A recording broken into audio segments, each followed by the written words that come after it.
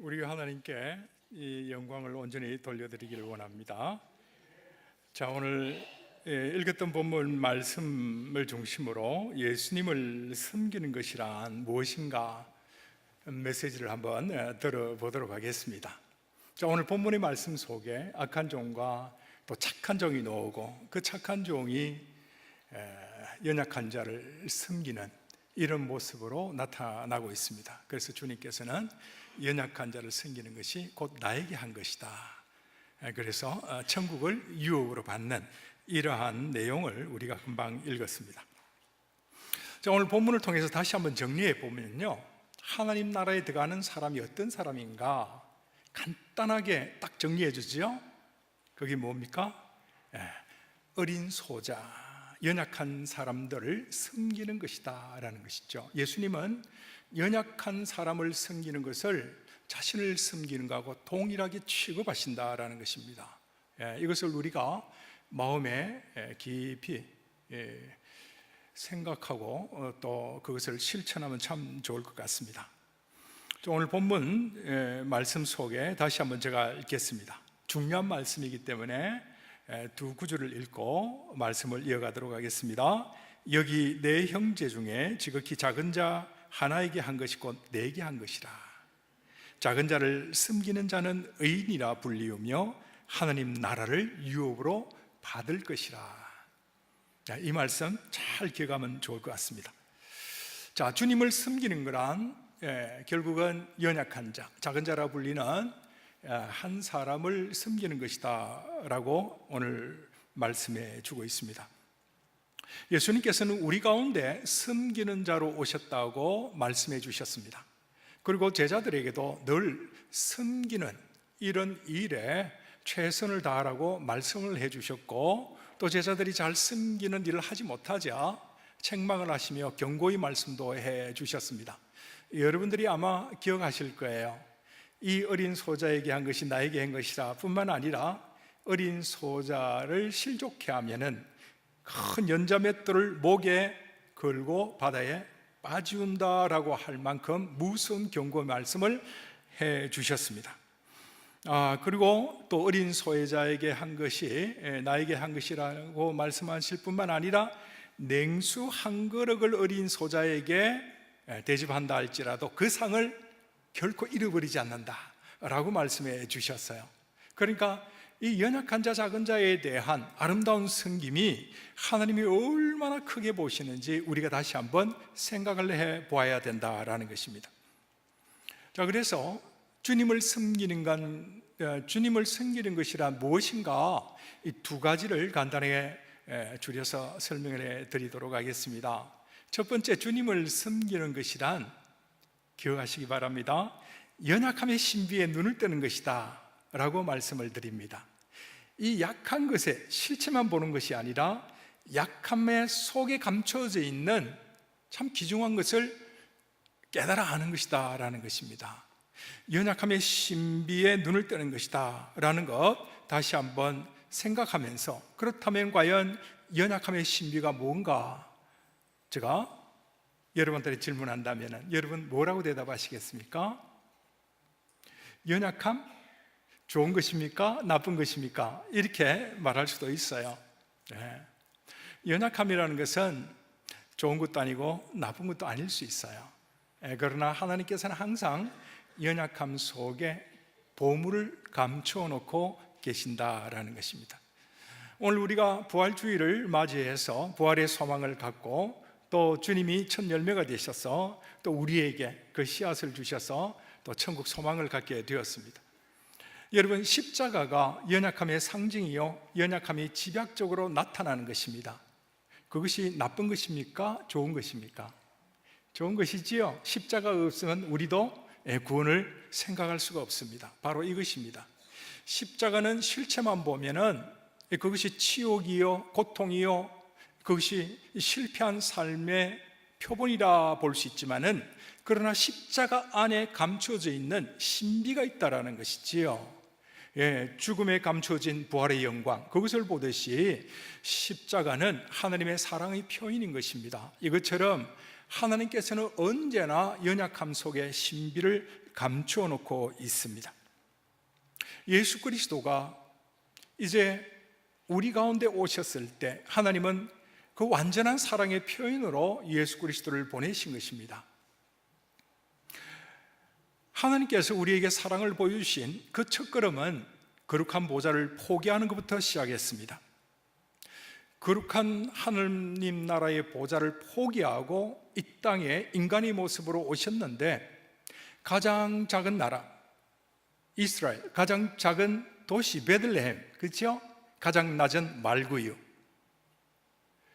그러니까 예수께서 오신 이 성육신의 그 발걸음을 보면은 거룩한 보좌를 버리시고 철저하게 낮은 곳으로 진행하셨다라는 것입니다. 그리고 그 마지막 자리는 십자가의 자리였습니다. 하나님의 사랑은 우리를 구원하기 위해서 나타났는데, 그것이 바로 거룩한 보좌를 버리시고 이 땅에 낮은 곳으로 고난을 받고 그 다음에 십자가의 자리에서 죽으신 것이에요. 철저하게 연약함으로 지향한 것이 바로 하나님의 사랑이고 감추어진 연약함의 신비다라는 것입니다. 하나님은 항상 이러세요. 하나님이 하시는 일들은 항상 이렇게 연약함의 신비를 보여주시는 이러한 행보를 걷고 계신다라는 것입니다. 예수님께서 이 땅에 오셔서 구원의 복음을 전하실 때 이사야 선지자가 이미 700년 전에 예언한 말씀을 그대로 인용하시면서 이제 메시아의 사역의 시작을 알려주셨습니다. 그 내용이 이렇습니다. 주의 성령이 내게 임하셨으니 이는 가난한 자에게 복음을 전하게 하시려고 내게 기름을 부으시고 나를 보내사 포로된 자에게 자유를, 눈먼 자에게 다시 보게 함을 전파하며 눌린 자를 자유롭게 하고 주의 은혜의 해를 전파하게 하려 하십니다. 메시아 사역의 주대상, 다시 말해서 메시아 사역의 가장 중심된 대상이 누구냐 그러면은 가난한 자, 포로된 자, 장애인이라는 것이죠. 예수님께서 메시아 사역을 갈릴리에서부터 시작하셨을 때 그 대상들은 보면 다 이런 자들이에요. 소위 말하면 작은 자요 연약한 자가 주 대상이 되었던 것입니다. 하나님은 언제나 작은 자, 연약한 자를 사랑하십니다. 그래서 그들을 통해서 하나님 나라를 온전히 드러나게 하신 것입니다. 예수님께서 이 땅에 오셨을 때 많은 사람들을 찾으셨습니다. 예수님께서 많은 사람들에게 말씀하신 하나님의 복 8가지를 전했는데 그 첫 번째가 무엇인지 여러분 아시지요? 팔복의 첫 번째가 뭐지요? 심령이 가난한 자는 복이 있나니 천국이 저희 것입니다. 심령이 가난한 자. 그 당시 예수님 앞에 모였던 수많은 사람들, 심령이 가난한 자였습니다. 자, 심령이 가난한 자란 어떤 자인가 다시 한번 설명해 보도록 하겠습니다.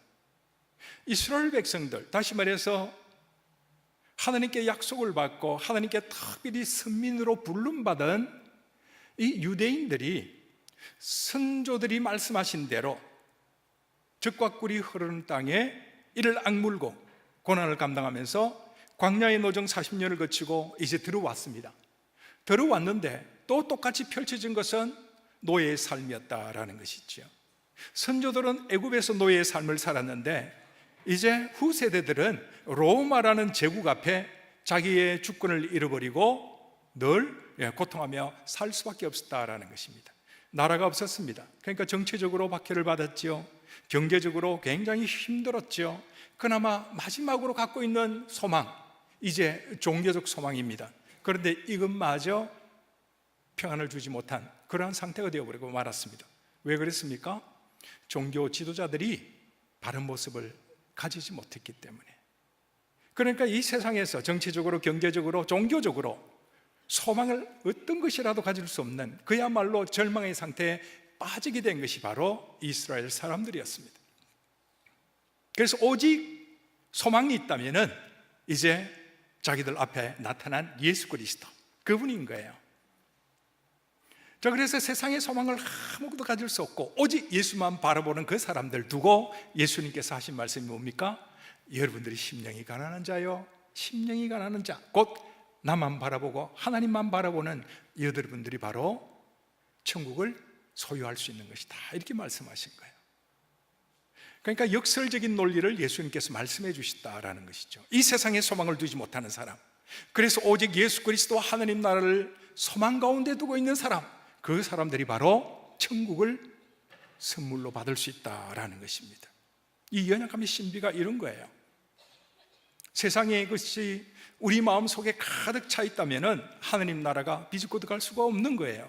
통장에 잔고가 많고, 그리고 뭔가 집을 몇 채나 가지고 있고, 그리고 뭔가 믿을 구석이 있는 사람들, 하나님 나라가 그 안에 있을 수가 없다라는 참으로 역설적인 말씀이다라는 것입니다. 따라서 우리는 이 연약함의 신비에 눈을 떠야 됩니다.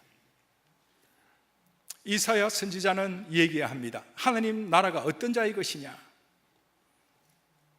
작은 자와 약한 자의 것이라고 말씀해 주고 있습니다. 이사야 60장 22절에 이런 말씀을 합니다. 그 작은 자가 천명을 이루겠고 그 약한 자가 강국을 이룰 것이라. 때가 되면 나 여호와가 속히 이루리라. 하나님 나라는 작은 자가 천명을 이루고 약한 자가 강국을 이루는 나라라고 말씀해 주고 있습니다. 여러분, 하나님께서 이스라엘 백성을 선민으로 유일하게 선택한 이유가 뭔지 아십니까? 하나님께서 이스라엘 백성을 거룩한 백성으로 유일하게 딱 뽑은 이유가 작고 약했기 때문에 그렇습니다. 하나님 말씀을 그대로 인용해 볼까요? 너는 여호와 내 하나님의 성민이라. 내 하나님 여호와께서 지상 만민 중에서 너를 자기 기업의 백성으로 택하셨나니 여호와께서 너희를 기뻐하시고 너희를 택하시면 너희가 다른 민족보다 수요가 많기 때문이 아니니라. 너희는 오히려 모든 민족 중에서 가장 적으니라. 가장 적기 때문에, 다시 말해서 약했기 때문에 하나님의 선민으로 선택받을 수 있다라는 것이죠. 여러분, 연세가 점점 들어서 이제 몸이 점점 약해지십니까? 그러면 여러분, 감사하시기 바랍니다. 하나님이 여러분 주목하십니다. 여러분, 몸이 불편해서 내가 작은 자요, 약한 자라고 놀림 받습니까? 감사하시기 바랍니다. 하나님이 여러분을 주목하시고 사랑하십니다. 연약함을 자랑할 수 있는, 그래서 오직 하나님 앞에 감사할 수 있는 사람, 틀림없이 천국을 유혹으로 받는 사람입니다. 내가 뭔가 가지고 있고, 뭔가 내가 내세울 게 있고, 내가 강한 존재야 라고 하는 사람은 굉장히 위험한 사람이고 조심해야 될 사람입니다. 우리는 이 세상에 소망을 둘 수 없어가지고 오직 하나님, 어떻게 해요? 하나님 나를 기억해 주세요, 나는 하나님밖에 없습니다 라고 하는 사람, 철저하게 연약해져서 오직 하나님이 나의 소망이 되고 유일한 기대목이 된다면 우리는 희망 있는 사람이에요. 천국을 위협으로 받을 수 있다라는 말씀입니다. 왜 그럴지 조금 더 한번 살펴보면 좋을 것 같습니다. 여러분, 하나님은 자신을 누구라고 그랬습니까? 하나님은 자신을 두고 나는 사랑이라고 얘기했습니다. 하나님은 사랑이시라. 사랑으로 충만한 분이에요. 사랑으로 충만한 분이에요. 그래서 연약한 자, 작은 자를 이제 멀리하지 못하십니다. 하나님은 언제나 눈물을 가지고 있는 사람, 고통의 외마디를 부르짖는 사람, 그런 사람을 외면하지 못하시는 분이에요. 사랑이 너무 많으신 분이에요. 그래서 연약한 자가 된다는 것, 특히 하나님 앞에 서서 연약한 자가 된다는 것은 하나님께서 그를 기억하시고 부르시고 돌보시고 책임지신다는 이런 논리와 똑같다라는 것이죠. 그러나 대부분 이상에 있는 사람들은 연약한 것을 싫어합니다. 왜 그렇습니까? 이 세상에는 힘의 논리로 움직이기 때문에. 그러나 하나님 나라는 어떤 논리요? 사랑의 논리로, 연약함의 논리가 움직여진다는 것이죠. 세상에는 힘의 논리가 작동되는 것입니다. 강한 자를 우상처럼 숭배합니다. 가진 자를 우상처럼 숭배한다는 것이지요. 왜 그렇습니까? 이 세상에는 경쟁 문화가 꽃피우고 있기 때문에 그렇습니다. 서로 경쟁하는 거예요. 약육강식의 논리가 작용되는 게 이 세상이라는 것이죠. 그러니까 자연스럽게 뭔가 가진 것이 있어야 되고, 뭔가 믿는 구석이 있어야 되고, 힘이 있어야 된다는 것입니다. 내보다 약한 사람은 뒷밟고 일어나야 되고, 이 힘이 있어야지 사람 노릇을 할 수 있다라고 생각하는 것이 바로 이 세상의 삶의 논리다라는 것입니다. 그런데 하나님 논리는 어떻습니까? 남을 뒷밟고 이기고, 그리고 그 사람이 죽여야 내가 사는 논리입니까? 아니면은 어려운 사람을 돌보고 그와 내가 함께 윈윈하고 성장하는 것입니까? 어떤 것입니까? 전자입니까? 후자입니까? 후자입니다. 하나님의 논리는 어떤 연약한 자라도 무시하거나 그 사람들을 간구하지 말라고 말씀합니다. 그들을 돕고 사랑하며 세우라고 말씀합니다. 그것이 곧 나에게 한 것이라고 말씀하고 있다라는 것이죠. 그런데 문제는 많은 크리스찬조차도 이 하나님의 논리를 따른 것 같지만 적극적으로 따르지 않는 데 문제가 있다라는 거예요. 세상 논리를 따라간다라는 것이죠. 힘을 숭상하는 이런 마귀의 논리에 따라간다라는 것입니다. 은연중에 따라가고, 내가 믿음의 줄을 약간만 놓기만 하면 쉽게 시험 들어버리는 이 세상의 논리, 혹시 우리는 빠져 있지 않습니까? 어느 기독교 여자 고등학교의 3학년 교실에 선생님이 시험 감독하러 들어갔습니다. 기독교 여자 고등학교 3학년 교실입니다. 거기에 걸려있는 거푼을 보고 깜짝 놀랐습니다. 왜 그러냐 그러면은 기독교 여자 고등학교인데도 불구하고 그 거푼이 세상 논리를 반영시켜주는 그러한 거푼이 있기 때문에 그렇습니다. 이게 TV에 한번 나왔었어요. 자, 그 내용이 뭐냐 그러면 이렇습니다. 3학년 고등학교 반이라 그런지 아주 경쟁적인 문구입니다. 그 거푼이 이렇습니다. 옆집 엄마의 딸을 이기자. 옆집 엄마의 딸을 이기자. 이게 거푼이에요. 여러분, 인생을 키우는 게 무엇보다도 중요한 게 기독교 학교 아니겠습니까? 그런데 옆집 엄마의 딸을 이기자라는 거예요. 그래서 선생님이 깜짝 놀라서 옆반에 가서 거푼이 뭐가 걸리는가 다시 한번 봤습니다. 더 놀랐습니다. 옆반의 거푼은 이렇습니다. 공장 가서 미싱할래? 대학 가서 미팅할래? 선생님이 너무 놀랐어요. 힘을 앞세운 경쟁주의는 개인의 신앙뿐만 아니라 신앙 공동체를 병들게 만듭니다. 여러분, 다른 사람과 함께 힘 논리를 가지고 경쟁을 해보세요. 신앙을 잃어버리게 됩니다. 시험 들게 된다는 것이죠. 크리스찬은 결코 이 동물의 세계와 같은 힘의 논리가 지배하고 약육강식의 논리가 지배해서 약이 약한 자들은 죽고 강한 자만 살아남는 이런 논리로 살아가서는 안 됩니다. 절대로 그렇게 해서는 안 됩니다. 연약한 자를 살펴봐야 됩니다. 예수 그리스도처럼 연약한 자를 눈물 갖고 돌보며 그들을 세우고, 그들에게 하나님의 사랑을 공급해야 됩니다. 이것이 하나님의 논리요, 예수 그리스도께서 우리에게 가르친 삶의 교훈이라는 것을 꼭 기억하셔야 됩니다. 그래서 바울은 이렇게 말씀합니다. 우는 자와 함께 울고 즐거워하는 자와 함께 즐거워해라, 이렇게 말씀하고 있어요. 복음에 차별 없듯이 복음을 전하는 교회 안에서도 차별이 있어서는 안 됩니다. 여러분, 거룩한 공동체인 교회, 어떤 논리로 움직이면 참 좋겠습니까? 아까 제가 말씀드렸지만은 교회를 움직이는 원리는 딱 한 가지입니다. 사랑의 원리입니다. 사랑의 원리입니다. 교회에 들어올 수 있는 사람은 차별이 없어야 됩니다. 따라서 죄만 없으면 되는 거예요. 죄 있다는 사람 다 들어와야 돼요. 그렇지요? 죄만 없으면 됩니다. 자, 교회는 사랑의 원리로 작동이 되는 곳입니다. 그래서 어떤 사람도 이제 복음의 그 사랑, 그 안에 들어올 수 있어야 된다라는 것입니다. 장애인도 마찬가지지요. 여러분, 공동체를 한번 생각해 보십시다. 우리는 이 교회를 공동체라고 얘기합니다. 더 구체적으로 얘기하면 거룩한 공동체, 이렇게 얘기합니다. 그런데 공동체의 의미가 뭔가 한번 생각해 보시기 바랍니다. 단순히 모여있고 또 모여있는 사람이 동일한 목표를 지향하기 때문에 공동체인가? 자기 유익을 위해서 잠시 협력하는, 그래서 이것이 거룩한 공동체인가? 라고 생각하면은 그것은 짧게 생각한 거예요. 자기 유익을 위해서 다른 사람과 협력하는, 그래서 모여있는, 그래서 목표를 지향하는 곳이 많이 있습니다. 극장이나 야구장이나 축구장, 자기 유익을 위해서 옆 사람과 협력하고 한 목적을 이루는 그런 곳을 축구 공동체, 극장 공동체, 야구 공동체 이렇게 말 안 합니다. 그렇지요? 왜 그럴까요? 공동체란 서로 섬김이 있어야 된다는 것이죠. 서로에 대한 나눔이 있어야 된다는 것입니다. 섬김과 나눔이 있을 때, 그것도 자기 희생을 기반으로 사랑의 대접에 올려놓고 서로를 섬기고 나눌 때, 이것이 바로 거룩한 공동체가 될 수 있다라는 것입니다. 그래서 교회 공동체는 사랑의 원리로 작동이 되는 것이 맞다라는 것이죠. 만약에 홍성 공동체, 홍성교회가 사랑이 쑥 빠져버린다면 거룩한 공동체라고 이름을 내면 안 될 것입니다.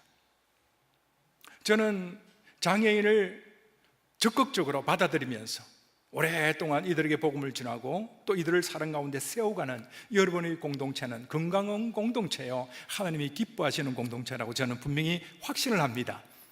만약에 하나님께서 이제 내일이라도 찾아오신다면, 우리 홍성교회를 찾아오신다면 어느 부서를 제일 먼저 방문할까? 여러분, 어느 부서를 제일 먼저 방문하겠습니까? 저는 가장 작은 자요, 약한 자가 모여있는 곳이라고 저는 생각하고 싶습니다. 우리 예수님께서 이 땅에 오셨을 때도 가장 작은 나라, 가장 작은 도시, 가장 낮은 말구에 오신 것처럼, 또 그분이 태어나서 자라고 또 자라면서 또 여러 가지 일도 배웠던 그 나사렛 상동네, 이것처럼 예수께서 다시 오신다면 아마 가장 작은 곳, 가장 작은 자를 주목하시면서 그들을 찾아오시지 않을까, 그런 생각을 해봅니다. 바로 장애인들을 섬기고 있는 부서라고 저는 생각합니다. 여러분, 부모로서 외출했다가 가정에 돌아올 때 만약에 여러 자식들 중에서 가장 연약한 자식이 있다면 여러분, 부모로서 누구를 먼저 주목하겠습니까? 네, 연약한 자녀입니다. 그렇죠? 네, 그게 부모의 마음입니다. 자, 그래서 우리는 우리 가운데 있는 연약한 자에게 주목해야 되고 관심을 두고 사랑을 할 수 있어야 됩니다. 우리는 연약한 자를 사랑하고 돌보는 이러한 책무를 부여받았습니다. 그러나 우리에게 연약한 자를 맡겨줄 때 단순히 그들을 돌보라고 하나님께서 계획을 갖고 맡겨주신 건 아니다라는 거예요. 그보다도 먼저 우리를 깨우시고자 하는 계획이 있었습니다. 하나님께서 여러분 가운데 장애를 두신 이유가 뭐라고 생각되십니까? 홍성교회 장애인을 두신 이유가 뭐라고 생각되십니까? 하나님께서는 이렇게 말씀하십니다. 하나님께서 세상에 미련한 것들을 택하사 지혜 있는 자들을 부끄럽게 하려 하시고 세상에 약한 것들을 택하사 강한 것들을 부끄럽게 하려 하시며 세상에 천한 것들과 멸시받는 것들과 없는 것들을 통하여 있는 것들을 폐하려 하시나니 이는 아무 육체도 하나님 앞에서 자랑하지 못하게 하려 하십니다.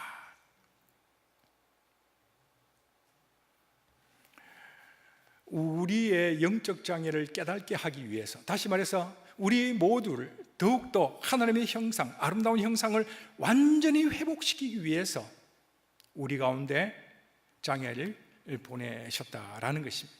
다시 말해서 우리 가운데 감춰두고 있는 인격 장애들, 더 보이지 않는 영적 장애를 깨닫게 해주기 위해서 거울 같은 존재로 장애를 우리 가운데 두셨다라는 말씀입니다. 내 자신을 자랑하고 내 안에 있는 그 무엇을 의지하면서 내가 강한 존재가 되는, 그래서 그것을 나타내고 싶어하는 이런 자아가 충만하고 교만한 자아를 끊기 위해서 우리 가운데 연약한 자를 두셨다라는 것입니다. 이게 하나님의 사랑의 표현입니다. 하나님은 언제나 이런 식으로 표현하세요. 우리 모두를 위해서, 우리 모두를 너무나 사랑하기 때문에 우리 모두를 예수 그리스도의 아름다운 형상을 다시 한번 회복시켜주기 위해서 연약한 자를 우리 가운데 거울로 주셨다라는 것입니다. 그래서 우리는 이들을 다시 한번 봐야 됩니다. 하나님의 눈으로 다시 조명해야 된다라는 것입니다. 하나님의 관점으로 다시 이들을 살펴볼 수 있어야 된다라는 것이지요. 이게 바로 연약함의 신비예요. 우리를 단순히 현상만 보면 안 됩니다. 연약한 모습, 정말 작은 자의 모습, 그것만 보는 건 아니라 그 속에 감춰져 있는 신비를 바라볼 수 있어야 된다는 것이죠. 이게 바로 주님을 섬기기 위한 첫 걸음이라는 것입니다. 연약함의 신비에 눈을 뜨지 못하면 주님을 섬길 수가 없습니다.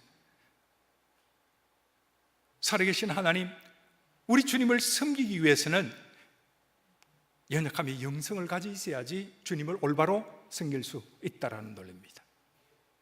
두 번째로 주님을 섬기는 게 무엇이냐? 그것은 바로 연약한 자와 함께하는 것이에요. 연약한 자의 자리에 앉는 것이라고 저는 말씀을 드리고 싶습니다. 아까 우리 본문의 말씀을 잠시 읽었습니다. 내가 줄일 때에 너희가 먹을 것을 주었고, 목마를 때에 마시게 하셨고, 또 나그네 되었을 때 영접하였고, 헐벗었을 때에 옷을 입혔고, 병들었을 때 돌아봤고, 옥에 갇혔을 때 와서 보았느니라. 우리가 언제 그랬습니까? 라고 말하지만 예수님께서는 작은 자, 연약한 자에 한 것이 곧 내게 한 것이라 동일하게 생각하고 있다는 것이죠. 주님을 섬기는 것은 곧 연약한 자, 내 주위에 있는 작은 자를 섬기는 것하고 똑같다라고 말씀하고 있다는 것입니다. 눈으로 직접 볼 수 없는 주님을 어떻게 섬깁니까?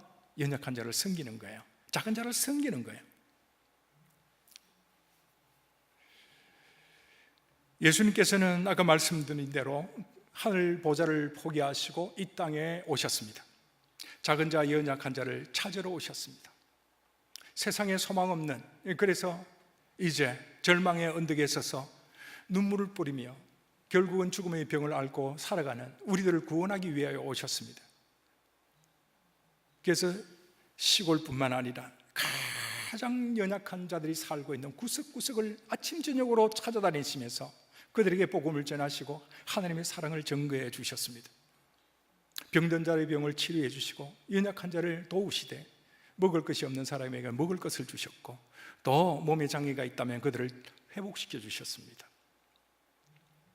철저하게 사복음서를 보고 예수 그리스도의 행적을 보면은 예수님의 사역이 장애인 사역이다라는 것을 깨닫게 되실 것입니다. 예수님께서 어떻게 이렇게 작은 자, 연약한 자를 사랑하시는가? 작은 자와 연약한 자를 위한 하나님의 모습이 그대로 드러난다라는 것입니다. 예수님은 마지막 하나님과 죄인들을 화목시키는 자리도 철저하게 연약함의 자리에 앉아서 우리를 하나님과 회복시켰어요. 여러분, 십자가의 고통, 그것을 생각해 보셨습니까? 정말로 연약한 자가 되는 자리입니다. 그런데 그 자리에서 하나님과 죄인을 화목시켜 주셨다라는 것이죠. 구원의 문을 활짝 열어주셨다라는 것입니다. 누구를 위해서 십자가에 달리셨습니까? 우리들을 위해서입니다. 우리 죄를 가져가시고 그분은 의를 주셨어요. 거룩함을 주셨다라는 것이죠. 예. 생명을 일으키는 원리는 바로 이겁니다. 연약함의 자리에 앉는 것이에요. 철저하게 연약해지는 거예요.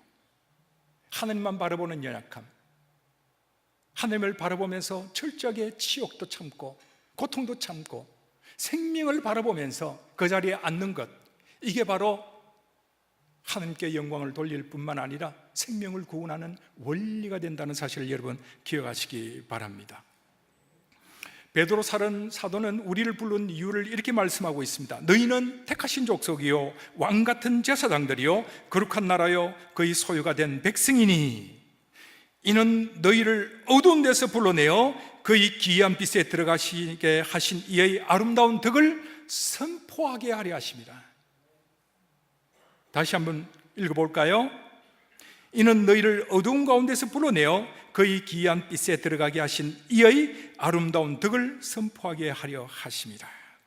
하나님께서 우리를 부활의 증인으로 부른 이유는 부활의 소망, 부활의 간격, 부활의 생명을 죽어가는 많은 사람들에게 전해라고 우리에게 부활의 생명을 주신 거예요. 우리는 부활의 증인으로서 사역을 감당해야 됩니다. 부활의 생명을 갖고 우리만 만족하는 것이 아니라 이제 부활의 증인으로서 이곳저곳 다니면서 이제 예수 그리스도의 복음을 전하고 생명을 전해줘야 된다라는 것입니다. 예수 그리스도처럼 낮은 곳을 찾아다니며 그리고 작은 자를 위로하고 그들을 섬기고 세워줄 뿐만 아니라 하나님의 사랑을 전해줘야 된다는 것입니다.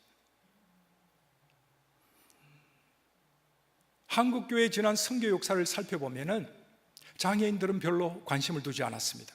7, 80년대에 한국교회가 폭발적인 성장을 했습니다. 성령의 능력으로 말미암아 한국교회가 부흥기를 맞았습니다. 그때 한국교회가 간과한 것이 있습니다. 교회가 한참 부흥할 때 그때 장애인들에게 관심을 두지 않았습니다. 그들의 영적 권리를 인정해 주지 않았습니다. 그러자 어떤 현상이 벌어졌냐 그러면 교회 안에서 장애인들이 빠져나가 버린 거예요. 장애인들도 자기의 영적 권리를 위해서 나가서 교회를 세웠다라는 것이죠.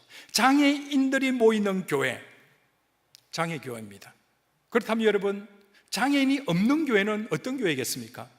제가 보기에는 똑같이 장애교회예요. 복음은 배타성을 가지면 안 됩니다. 복음은 차별이 없어야 됩니다. 포용성을 가지고 어떤 사람이든지 받아들여야 된다는 것이죠. 이게 주님의 원리입니다. 하나님 나라의 원리가 되어야 된다는 것이죠. 그런데 별 도움이 되지 않는다는 이러한 이유 한 가지 때문에 장애인들을 배척했습니다. 그게 지난 선교의 역사였습니다. 그러니까 장애인 중심으로 지난 한국교회 선교 역사를 볼 때 무관심의 역사요, 무기력한 역사요, 무능력한 역사요, 무지의 역사다, 이렇게 볼 수 있는 거예요. 이제 예수 그리스도의 관점을 가지고 연약한 자, 작은 자를 주목해야 됩니다. 그들을 불러들여야 됩니다. 이래야 건강한 공동체를 이루고 건강하면 성장하게 되고 주님께 인정을 받을 뿐만 아니라 지역사회에서도 인정을 받게 됩니다. 교회가 장애인들에게 복음을 전할 뿐만 아니라 이제 하나님의 사랑도 전해야 됩니다. 복지를 해야 된다는 말씀입니다. 많은 분들이 이렇게 질문합니다. 국가가 복지를 해야지, 복지단체가 복지를 해야지 왜 교회가 장애인들에게 복지를 해야 되냐고 이렇게 질문하는 사람들이 있습니다. 왜 교회가 해야 됩니까? 우리나라의 국가재정을 보면은 국가재정이 복지 분야에 가장 많이 투입되고 있습니다. 그럼에도 불구하고 점점 늘어나는 장애인들 감당할 수가 없습니다. 자, 그래서 많은 장애인들이 이 한계 상황에, 다시 말해서 사각지대에 내몰리고 있습니다. 죽어가는 사람이 많이 있습니다. 특별히 장애의 자녀를 두고 있는 부모님들의 공통적인 소원이 뭐냐 그러면은 내 아이보다, 내 자녀보다 하루만 더 살았으면 좋겠다라는 것입니다. 여러분, 국가가 책임지지 못하고 지역사회가 책임지지 못한다면 누가 책임져야 되겠습니까? 죽어가는 생명이 있다면 아무도 책임질 수 없는 그런 상황이 도래가 된다면 누가 책임져야 되겠습니까? 마지막 생명 안전망인 교회가 책임져야 됩니다. 이게 바로 하나님의 원하심입니다. 그래서 교회는 국가가 하지 못하고 또 할 수 없는 이런 복지사업, 보충적, 보완적 역할을 하는 입장에서도 감당해야 된다는 것입니다. 하나님의 사랑은 이제는 복지라는 틀을 통해서 우리가 해야 됩니다. 그들이 필요가 뭔지, 지역사회에 있는 장애인들에게 꼭 필요한 것이 뭔지 살피며 그리스도의 사랑의 범주에 넣어서 그들을 돌봐야 된다는 것이 하나님의 뜻입니다. 오늘 주님께서 말씀하신 것 바로 이것입니다. 작은 자의 한 것이 내게 한 것이라. 주님을 섬기는 것이란 바로 이들을 섬기는 것입니다. 사랑하는 성도 여러분, 우리는 어떤 존재인지 다시 한번 생각하고 이제 말씀을 맺고자 합니다. 우리는 어떤 존재입니까? 우리는 하나님의 은혜로 구원받았습니다. 그럼에도 불구하고 날마다 하나님 앞에 죄를 짓는 모습들을 보면서 정말 우리가 철저한 죄인이구나, 그런 것을 생각하지 않겠습니까? 우리는 버려도 할 말 없고 모른다 할지라도 대꾸조차 할 수 없는 죄인입니다. 그러나 하나님께서 자기 자신의 생명을 주시고 우리를 구원하셨습니다. 그 사랑을 잃어버리면 안 됩니다. 이 사랑을 기억해야 됩니다. 하나님의 이 놀라운 사랑, 자신의 생명을 주고 우리를 구원하신 그 사랑은 우리가 기억해야 된다는 것이죠. 그 사랑을 기억하는 것이 뭐겠습니까? 연약한 자, 작은 자를 섬기는 겁니다. 그들을 품는 거예요. 우리가 할 수 있는 대로 그를 품고 그들을 세우는 거예요. 하나님 사랑을 나누는 거예요. 우는 자와 함께 울고 또 즐거워하는 그들과 함께 즐거워하는 것이 크리스찬의 마땅한 삶이요, 이것이 바로 주님을 섬기는 삶입니다. 이것을 오늘 주님께서 여러분들에게 말씀하고 있는 것입니다. 우리 모두 다 주님처럼 그렇게 섬기십시다. 아멘. 이런 은혜가 우리 모두에게 믿음으로 와닿기를 간절히 축원합니다. 아멘. 잠시 기도하겠습니다. 작은 자, 연약한 자를 섬기는 것, 이것이 주님의 명령일 뿐만 아니라 하나님께서 정의라고 말씀하고 있습니다. 우리는 정의를 위해서 부름 받았습니다. 너희는 먼저 하나님 나라와 정의를 구하라고 말씀하셨습니다. 그러면 이 모든 것을 너희에게 더하시리라, 이렇게 약속해 주셨습니다. 하나님의 정의를 구하는 일, 다시 말하면 연약한 자, 작은 자를 섬기는 것입니다. 이것이 하나님을 섬기는 것입니다. 이 일들이 우리 평생에 있게 하시고 주의 은혜와 주의 믿음과 주의 능력으로 말미암아 넉넉히 연약한 자, 작은 자를 세워서 주님 앞에 기쁨이 되게 하시고 우리의 보람이 되게 하옵소서. 예수 그리스도 이름으로 기도드리옵나이다. 아멘.